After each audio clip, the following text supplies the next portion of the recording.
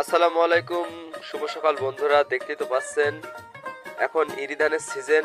কৃষক ভাই গরু নাঙল দিয়ে ভুইটা চাষ করার সুন্দরভাবে কি সুন্দরভাবে চাষ করছে আপনারা তো দেখতেই পাচ্ছেন। আপনাদের সামনে দুইটা নাঙল গরু সহ ভুইতে চাষ করছে কৃষক ভাই। গ্রামীণ এই চাষ কিন্তু দেখতে আসলে অনেক অপরূপ সৌন্দর্য।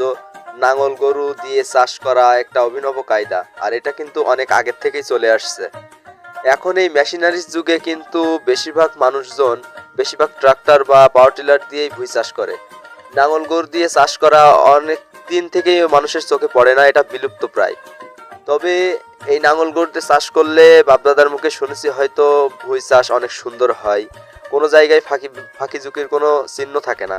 আর এখন যেসব মেশিনারিজগুলো তৈরি হয়েছে, চাইনারা প্রোডাক্ট তৈরি করছে বিভিন্ন জিনিসের, কিন্তু এখন তেমন আর আগের মতো গ্যারান্টি বা ওয়ারেন্টি থাকে না।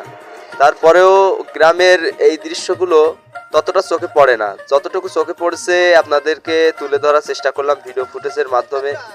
তো ভিডিওটা ভালো লাগলে অবশ্যই ফলো দিয়ে পাশে থাকবেন, আরও সুন্দর সুন্দর ভিডিও আপনাদের মাঝে নিয়ে হাজির হব আমি। সকলে আমার জন্য দোয়া রাখবেন, সবাই বেশি বেশি সাপোর্ট করবেন।